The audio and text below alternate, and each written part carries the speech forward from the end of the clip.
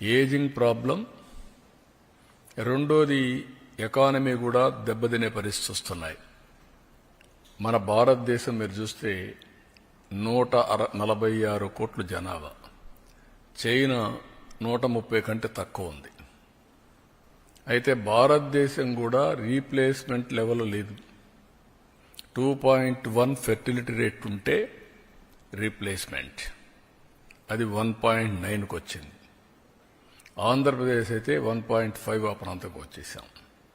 South India మొత్తం ఆ పరిస్థితిలోకి వచ్చాం.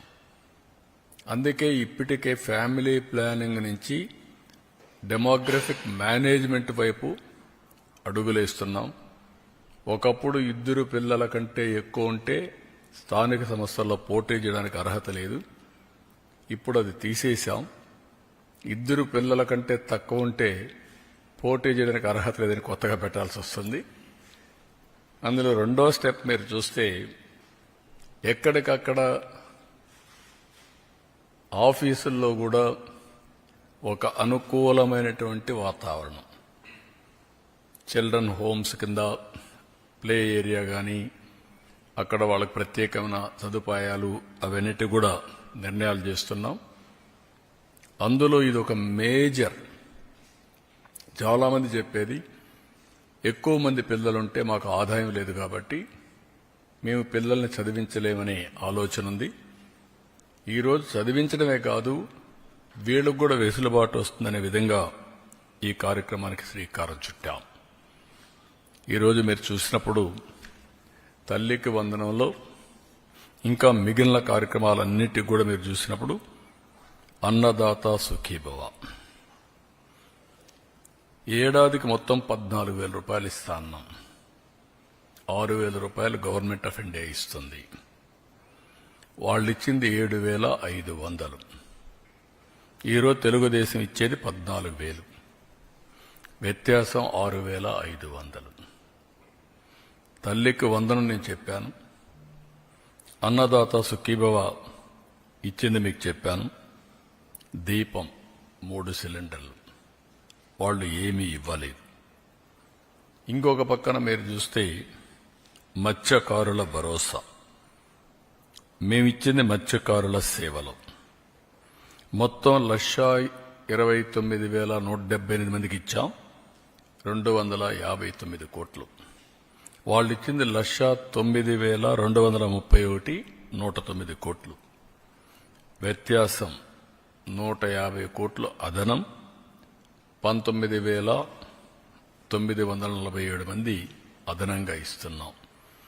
ఇది కాకుండా ఈరోజు ఎన్టీఆర్ భరోసా, ఇది చూస్తే వాళ్ళు ఇచ్చింది మొత్తం 21,630 కోట్లు సంవత్సరానికి. మేము ఇప్పటికి ఇచ్చింది 34,000 కోట్లు ఒక్క సంవత్సరంలో. వ్యత్యాసం 12,370 కోట్లు. అంటే బటన్ నొక్కుతున్నా సమీక్షమే ఇవ్వడని మాట్లాడే పెద్దలకి ఇవన్నీ అర్థం కావాలి. ఆ రోజు చేసిన పని రాష్ట్ర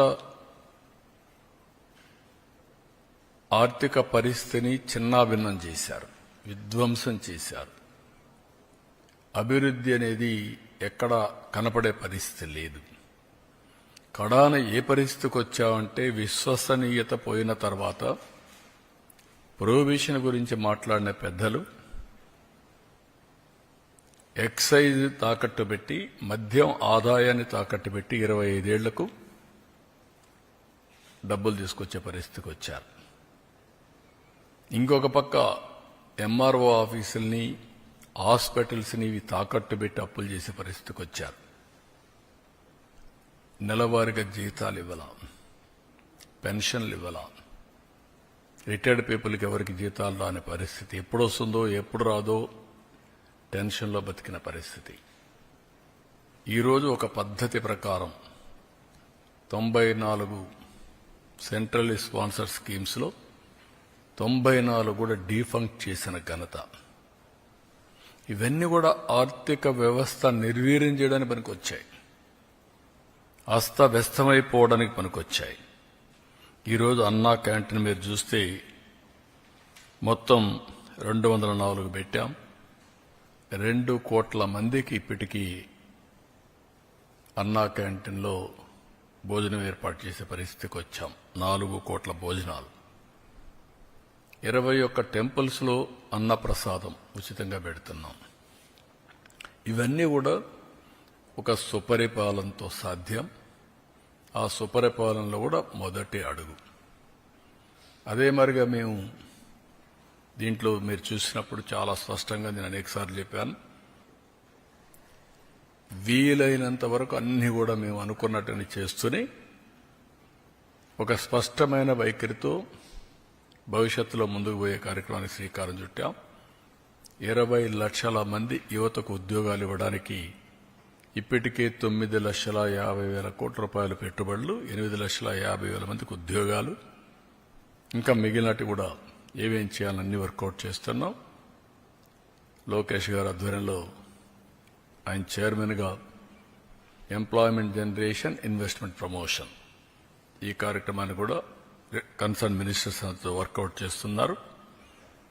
అదే మరిగా వారికి నిరుద్యోగ భృతి కూడా, అంటే ఈ రెండు లింక్ చేసి ఏ విధంగా చేయాలి, వాళ్ళ స్కిల్ డెవలప్మెంట్ ఎట్లా చేయాలి, వర్క్ ఫ్రమ్ హోమ్ ఇవన్నీ కూడా ఎట్లా తీసుకుపోవాలనో అవి కూడా వర్కౌట్ చేస్తున్నాం. ఫైనల్గా ఏవైతే చెప్పామో అన్నీ కూడా ఆడబిడ్డ నిధిని P4కి లింక్ చేస్తున్నాం.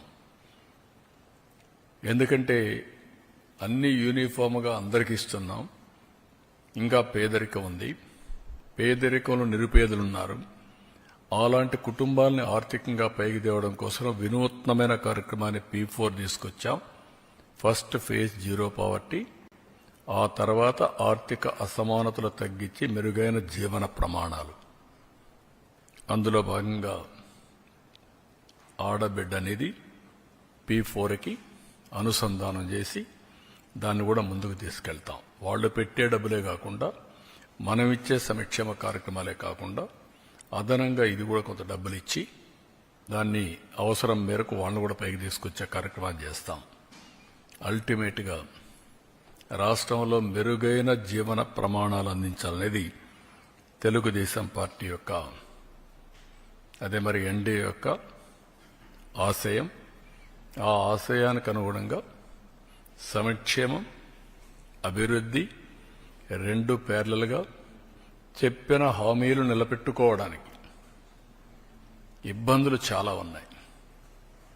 ఇబ్బందులుంటే ఇబ్బందులను అధిగమించడానికి ప్రయత్నం చేస్తూ ఉంటే రాక్షసుల మారిగా రాష్ట్రాన్ని అతలాకుతలం చేయాలని,